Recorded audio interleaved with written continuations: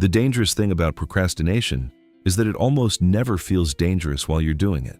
It feels harmless, reasonable even. You tell yourself you'll start after you rest a little, after your mind clears up, after one more video, after tomorrow finally feels different than today. But tomorrow keeps arriving with the same weight sitting on your chest. You know the scene. You sit down to work already tired. You open the laptop, stare at the task, and before you even begin, your hand reaches for your phone almost automatically.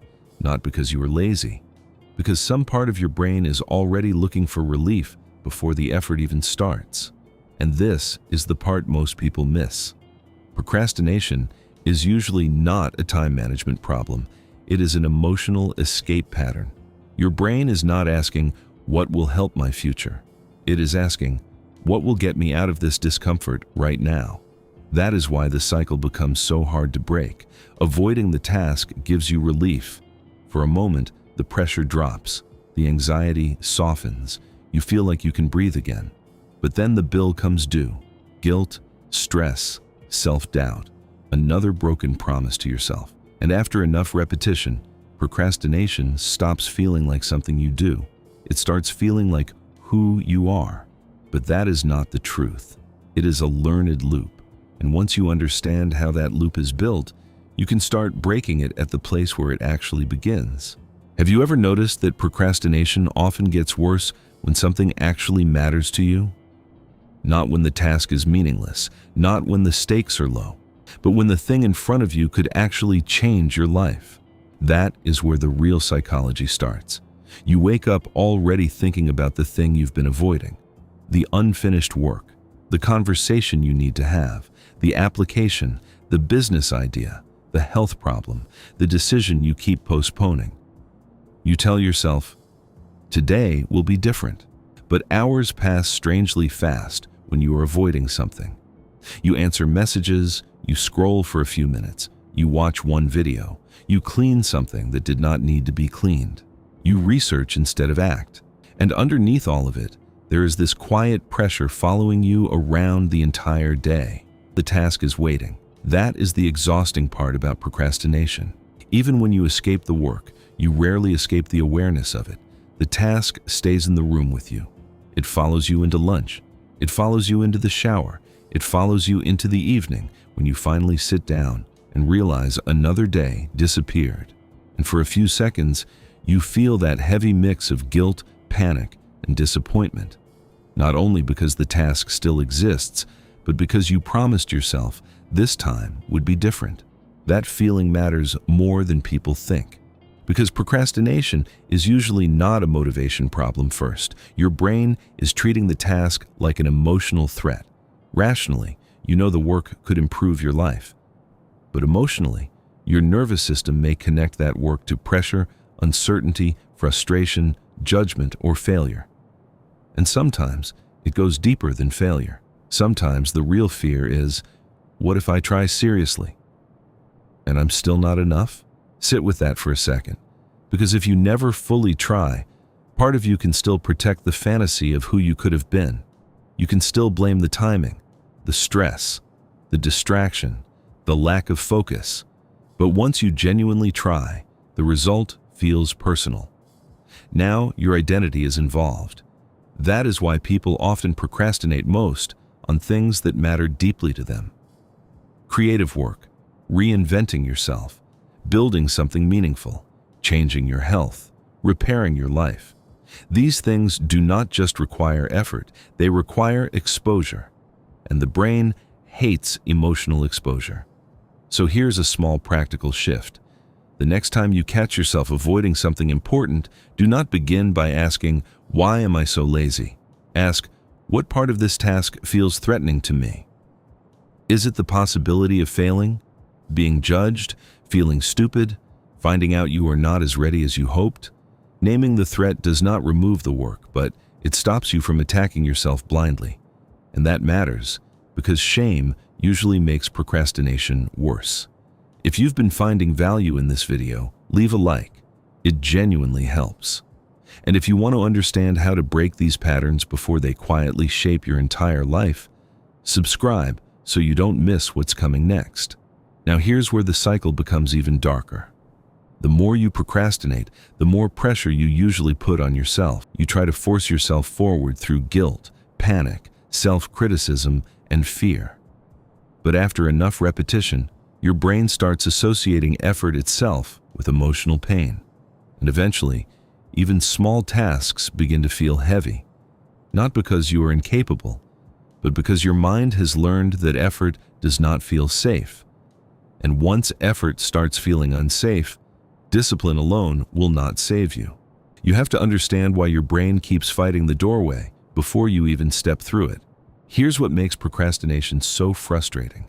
You can genuinely want a better life and still keep avoiding the actions that would create it. That contradiction quietly wears people down because from the outside, the solution looks simple. Wake up earlier. Focus. Stop wasting time. Just do the work. But if information alone solved procrastination, your life would already be different. You already know what you should be doing. So the real question is not, why don't I know better? The real question is, why does starting feel so heavy? That is where most people misunderstand the whole cycle. They think they are avoiding the task itself, but many times they are avoiding the emotional state that appears right before the task begins. The pressure, the uncertainty, the fear of not doing it well, the quiet shame of already being behind. You open the document, and before you write one sentence, your body already reacts. Your chest tightens a little. Your mind starts looking for something easier. Your attention begins searching for an exit. So you get coffee, check notifications, walk around the house pretending you are thinking, or suddenly remember something unimportant that now feels urgent. And the strange part is, it feels like you made a choice, but often your brain moved before you consciously decided anything. This is important because procrastination usually does not begin after an hour of laziness. It begins in the first few seconds of emotional friction. The doorway is where most people lose, not the work itself. Your rational mind understands the future. It cares about growth, stability, progress, respect, and the person you are trying to become. But your emotional system is dealing with something much more immediate. How do I get out of this discomfort right now? And when you are already anxious, burned out, overstimulated, ashamed, or mentally overloaded, that discomfort feels bigger than it actually is. That is why even a small task can start to feel strangely heavy.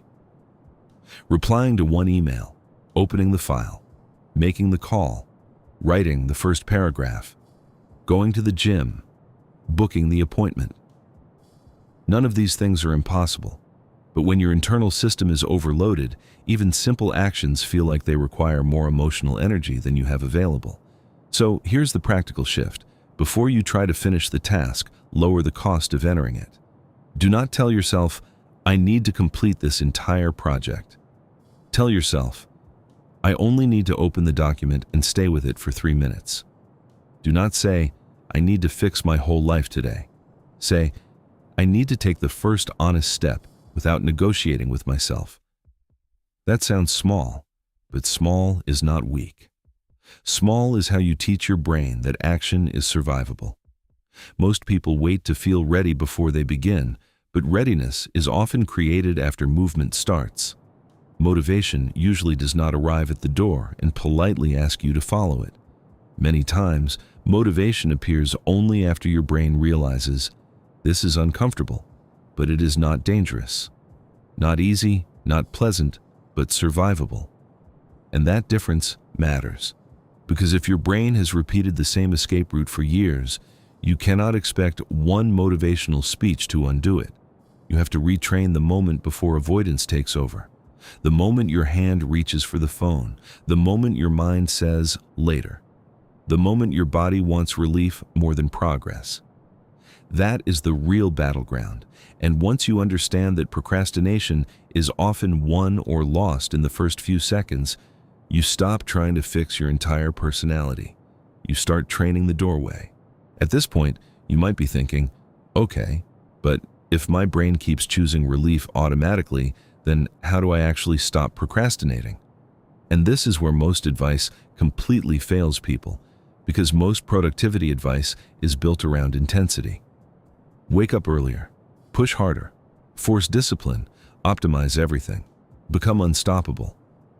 But if procrastination is deeply emotional, then constantly attacking yourself usually makes the cycle worse.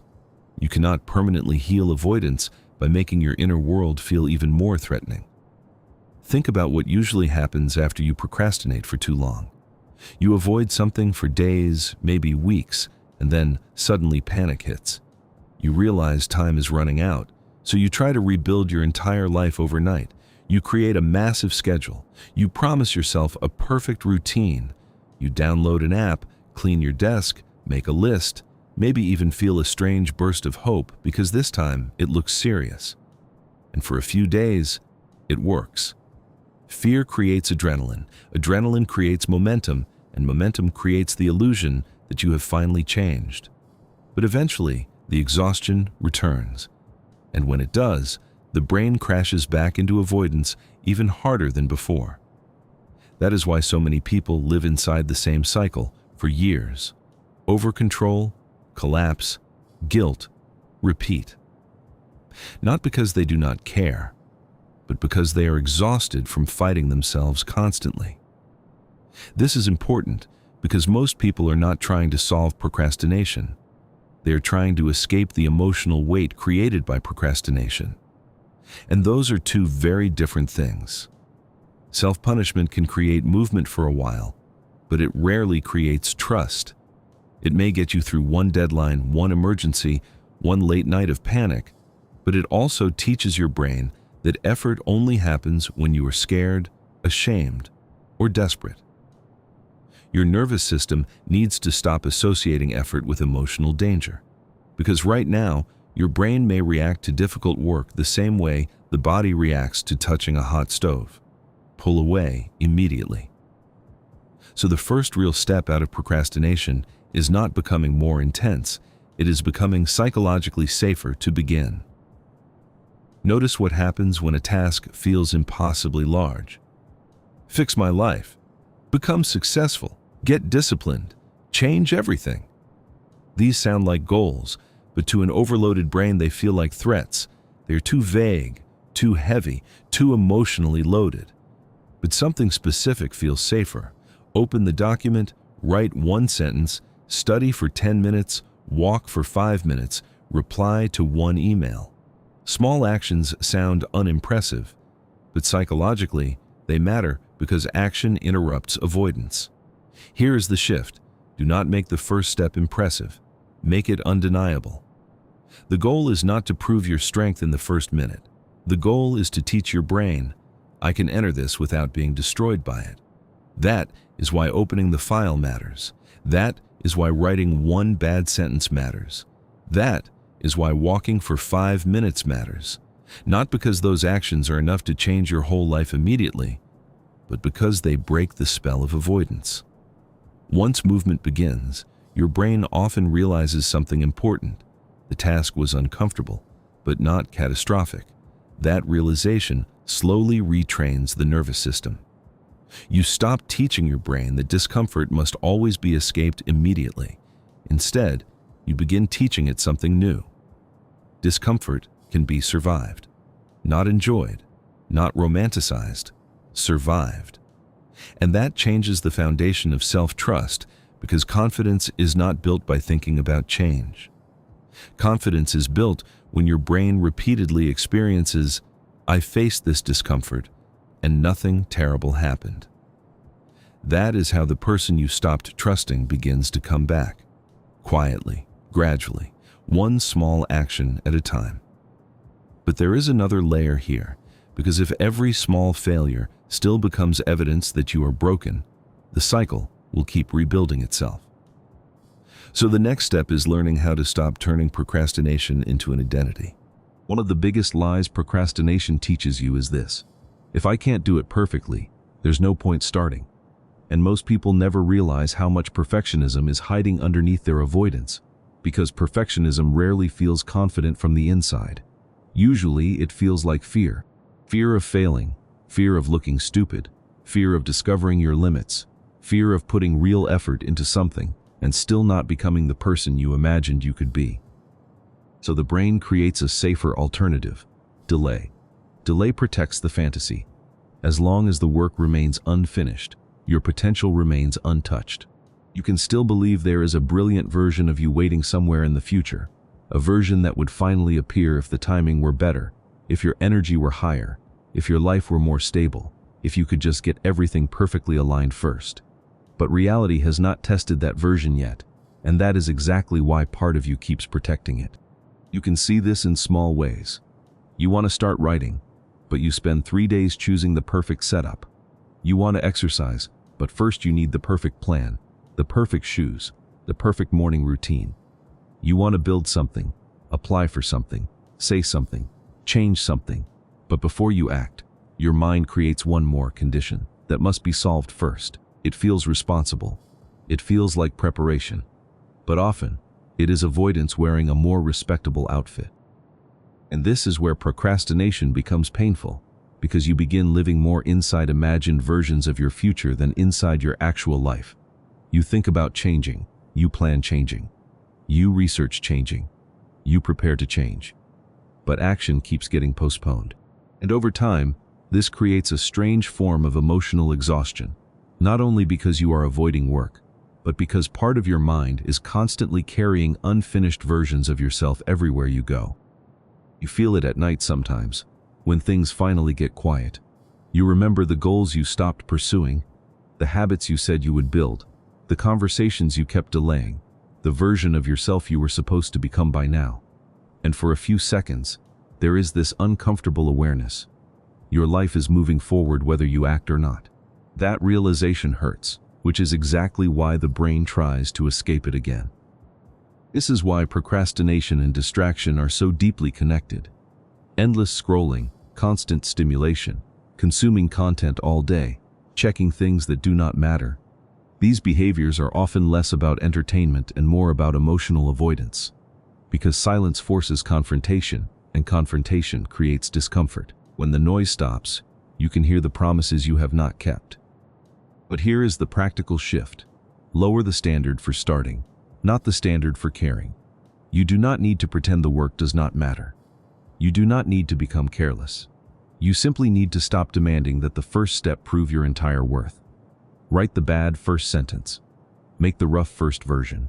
Send the imperfect message. Walk for 5 minutes. Open the application. Begin in a way that is small enough for your nervous system to tolerate. That is not mediocrity. That is entry. A strong mind is not a mind that never feels discomfort. It is a mind that stops interpreting discomfort as an emergency. And when discomfort is no longer treated like danger, action becomes easier.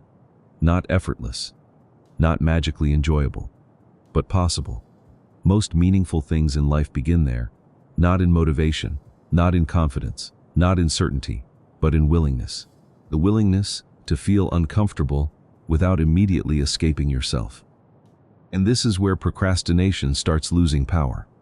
Not when you finally become fearless, but when you stop needing the first version to protect your fantasy. Because the first version is not supposed to prove who you are. It is supposed to begin the conversation with reality. And once you can tolerate that conversation, something deeper becomes possible.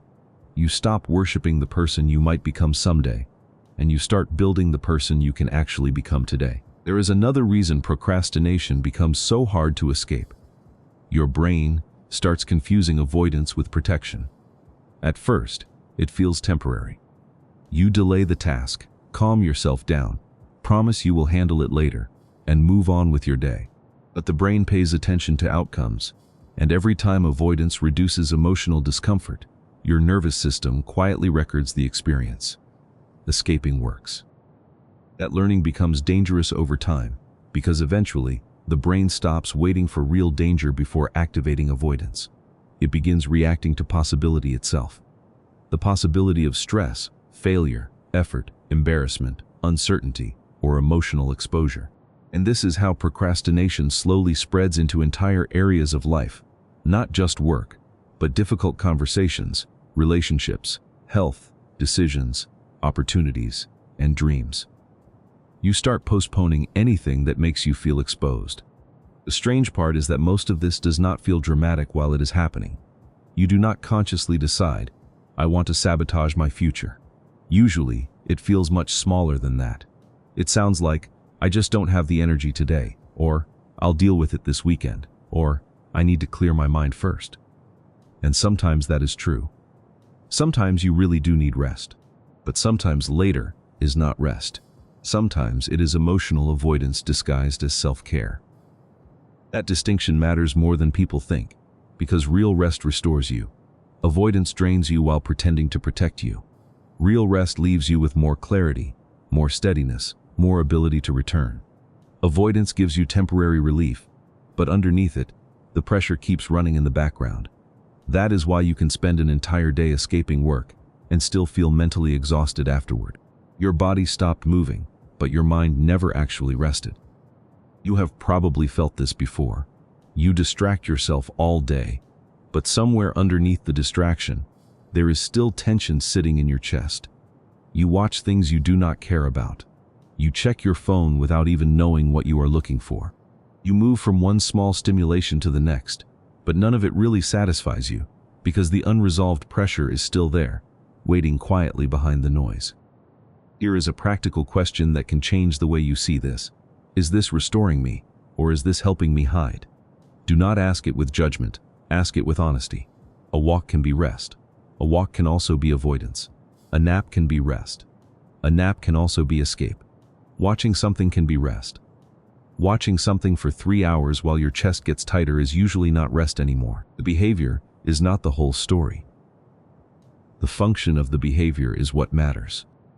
This is important because when avoidance keeps pretending to be protection, your life starts getting smaller without you noticing. Simple tasks feel heavier. Your attention becomes fragmented. Your confidence weakens. Even free time stops feeling peaceful because unresolved pressure follows you everywhere. And after a while, you do not only procrastinate difficult things, you begin procrastinating your own life. That is why procrastination is so psychologically destructive long-term. Not because tasks stay unfinished, but because avoidance slowly disconnects you from your sense of agency. You stop feeling like someone who can direct his own life consistently. You stop trusting your ability to return, to repair, to begin again, to face what needs to be faced without disappearing from yourself. And human beings suffer deeply when they lose that trust. So healing procrastination is not only about becoming more productive. It is about rebuilding your relationship with discomfort, action, and recovery. You are not trying to become a machine that never struggles. You are trying to become someone who can tell the difference between real rest and disguised avoidance, someone who can feel resistance without immediately abandoning himself every time life becomes uncomfortable. And this changes the next step completely, because once you can recognize the difference between restoring yourself and hiding from yourself, you can start doing something most procrastinators never learn how to do: return to the task without using shame as fuel. One of the most damaging effects of procrastination is something people rarely talk about. It slowly changes the relationship you have with yourself. At first, it seems harmless.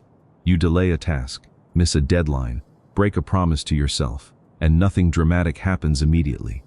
Life continues, which is exactly why the pattern becomes dangerous. Because every time you ignore something important, your brain quietly updates the story it believes about you. Not consciously, emotionally. You say, I'll start tomorrow, and part of you remembers the last 10 times you said that. You create a new routine, a new plan, a new version of yourself in your head, but deep down, something in you already expects the cycle to collapse again. That expectation changes the way you move through life. You hesitate more, trust yourself less, avoid bigger goals, lower your standards quietly, and stop fully committing to things that matter. Not because you stopped caring, but because disappointment became emotionally exhausting. This is where procrastination becomes deeply connected to identity. Most people think confidence comes from success, but real confidence is built through self-trust. Through repeatedly proving to yourself, when something is uncomfortable, I do not disappear. That matters more than motivation ever will, because motivation is unstable. Self-trust is foundational. Without it, even simple goals start feeling emotionally heavy. Your brain stops believing your intentions. Plans start sounding imaginary. The future feels distant and disconnected from your actual behavior. So here is the practical part. If you want to rebuild self-trust, stop making promises that require a completely different personality. Do not say, "Tomorrow I'm going to change my entire life." Say, "Tomorrow I will do one thing I can actually keep." Open the file for 3 minutes. Send one message. Put on your shoes and walk outside. Wash the dishes before bed. Write the ugly first paragraph. Make the promise so small that your ego almost feels embarrassed by it. That is not the point. The point is not to impress yourself. The point is to become believable to yourself again. A broken relationship with yourself is not repaired by one heroic day. It is repaired by small moments where your actions and your words finally meet. You said you would open the document, and you opened it. You said you would make the call, and you made it. You said you would make the call, and you made it. That is how the brain starts receiving new evidence. And this is important. The promise has to be small enough that you can keep it even when your mood is not perfect. Because if your plan only works when you feel motivated, it is not a plan. It is a fantasy with a calendar. Real change begins when the action is small enough to survive a normal human day, a tired day, a distracted day, a day where your mind is not cooperating. You are not trying to become someone who never procrastinates again. You are trying to become someone who returns faster. That is a very different goal, because the real damage is not only that you fall off track. The real damage is that once you fall, you turn it into a verdict. You miss one day and think, "See, I knew I couldn't change." Then shame takes over, and one missed day becomes a missed week. So the next skill is repair. If you break a promise, do not hold a trial inside your mind. Repair it quickly. Return to the smallest honest action available. Not to punish yourself, not to prove you are strong, but to show your brain that a mistake does not have to become an identity. This is how self-trust is rebuilt, not through perfection, but through repair. You begin living differently when your brain starts believing, "Even if I struggle, I come back." That belief changes everything.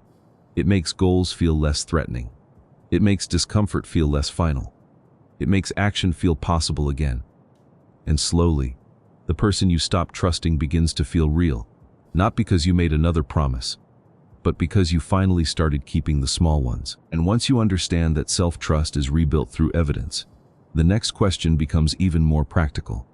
How do you design your environment so the right action becomes easier to return to than the old escape? At some point, you have to understand something most people resist. You do not rise to the level of your intentions. You usually fall to the level of the environment around you.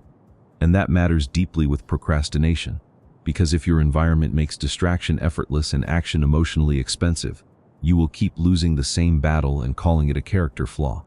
Think about how most people try to change. They make a promise in their head, but they leave everything around them exactly the same. The phone stays beside them. Notifications stay on. The workspace stays chaotic.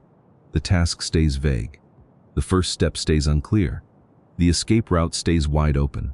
Then they sit down and expect willpower to defeat an entire environment designed to pull them away. That is not discipline. That is unnecessary warfare. If procrastination is partly an emotional escape pattern, then your environment has to help you return before your mood does. You need fewer decisions between you and the first honest action, because every extra decision becomes a doorway for avoidance. Where should I start? What should I do first? Do I have enough time? Should I check this message first? The more your brain has to negotiate, the easier it is to disappear. So here is the practical shift. Prepare the beginning before the moment of resistance arrives. Do not wait until you feel overwhelmed to decide what starting looks like. Decide in advance. If the task is writing, leave the document open with one sentence already started. If the task is exercise, put the shoes where you will see them. If the task is studying, choose the exact page, the exact time, the exact first action. If the task is a difficult message, write the first imperfect draft before you are emotionally ready to send it. The goal is not to make life perfectly optimized. The goal is to make the right action easier to enter than the old escape. This is where people underestimate friction. A phone on the desk is not neutral. An open social media tab is not neutral. A vague task list is not neutral. A messy workspace may not be the whole problem, but it can increase the emotional cost of beginning. And when your nervous system is already looking for relief, small friction becomes a big excuse. So do not only ask, how do I become more disciplined? Ask, what am I making too easy? Is it too easy to reach your phone? Too easy to delay the first step? Too easy to turn one break into an hour? Too easy to keep your goals vague enough that you never have to face them directly? That question is uncomfortable, but it is useful because it moves you out of self-hatred and into design. You are not trying to become a machine. You are trying to stop making the escape route more convenient than the life you say you want. One simple rule can help. Remove one layer of friction from the action and add one layer of friction to the avoidance. Not 10 changes. Not a full reinvention. One layer. Put the phone in another room for 20 minutes. Open the file before you go to sleep so it is already waiting in the morning.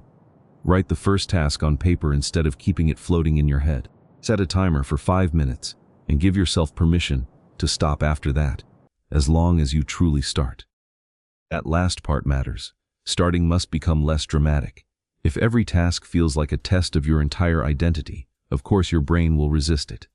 But if the first step is small, visible, specific, and already prepared, your nervous system has less room to panic. You are no longer asking yourself to become a different person in one heroic moment. You are asking yourself to enter the room and touch the work. And sometimes, that is enough to break the spell. Because once you begin, even imperfectly, your brain receives new information. I can do this for 5 minutes. I can stay with this discomfort. I can return without needing to feel inspired first. That is how your environment starts supporting your identity instead of constantly testing it. This is important because the point of structure is not control. The point of structure is compassion with a backbone. It is a way of saying, I know my brain looks for escape when things get uncomfortable, so I am going to make returning easier before the discomfort arrives. That is not weakness. That is maturity. And when you start designing your life this way, procrastination loses some of its mystery. It stops being this dark proof that you are broken, and it becomes a pattern you can interrupt. Not perfectly, not every time, but often enough to rebuild evidence. You make the first step visible. You make the escape less automatic. You make the task smaller than your fear wants it to be. And little by little, your brain starts learning a different association. Effort does not always mean danger. Effort can mean return. Effort can mean return. Effort can mean return. Effort can mean harm. Yeah, I am still here. But there is one final trap we need to talk about, because even with better systems, you will still have bad days. You will still fall off. You will still avoid things sometimes. And what you do after that moment may determine whether procrastination becomes a temporary setback or turns back into an identity. The hardest part about changing your life is not usually effort. It is consistency during imperfection. Because almost anyone can feel motivated temporarily. Almost anyone can have one productive day, one clean reset, one moment where they feel completely ready to become a different person. But real change is measured by what happens after the motivation fades, after the emotional high disappears, after the routine breaks, after the bad day, after the relapse into old habits. That is the moment that actually shapes identity. And unfortunately, this is where many people unknowingly restart the procrastination cycle all over again. They slip once, then emotionally collapse. They miss one day at the gym and stop going entirely. They avoid work for one afternoon and decide the whole week is already ruined. They break a routine once and suddenly feel like they failed completely. But the problem is not only the missed action. The problem is the meaning they attach to it. Because their mindset was never, I am learning consistency. Their mindset was, I need to finally become a different person immediately, and that pressure becomes psychologically crushing. Now every mistake feels catastrophic. Every imperfect day feels like proof that nothing changed after all. And the brain hates carrying that emotional weight, so it escapes again. This is why all or nothing thinking destroys so many people psychologically. You become trapped between impossible standards and complete avoidance. Either perfect performance or shutdown. Either the whole day goes exactly right, or the day feels wasted. Either you feel disciplined, or you feel like there is no point trying. But real psychological resilience is built very differently. Resilient people are not people who never fail. They are people who stop turning failure into identity. That changes everything, because now a bad day remains a bad day. It does not become, here we go again. I will never change. It does not become another trial where you sentence yourself back into hopelessness. Think about the moment this usually happens. You wake up late. You check your phone too early. You lose the first few hours of the day, and suddenly your mind starts whispering, well, today is already ruined. That sentence is one of the quietest ways procrastination survives. Because if the day is already ruined, you no longer have to repair it. You can surrender to the pattern and call it realism. But here is the practical shift. Never let one broken moment become a broken day. If you lose the morning, return in the afternoon. If you avoid the task for 3 hours, touch it for 5 minutes. If you break the routine, do one small action that proves the relationship is not over. The goal is not to erase the mistake. The goal is to interrupt the collapse. Most people dramatically underestimate how much progress depends on emotional recovery speed. The faster you stop collapsing into shame after imperfection, the easier it becomes to return to action consistently. You do not build self-trust by being perfect. You build self-trust by returning after distraction, returning after avoidance, returning after failure, returning after difficult weeks, returning after disappointment. Again and again and again. If this video is helping you see procrastination differently, share it with someone who keeps blaming himself for being lazy when the real issue may be deeper. Sometimes one honest idea reaches a person at the exact moment they are ready to return. Because that is what this is really about, returning. Not dramatically, not perfectly, not with some grand emotional announcement. Just returning to the next honest action in front of you. That repetition teaches the nervous system something powerful. Discomfort is temporary, but abandonment does not have to be automatic. And over time, something starts changing internally. You stop fearing imperfection so much. You stop catastrophizing mistakes. You stop needing motivation to begin every action, because action slowly becomes part of who you are again.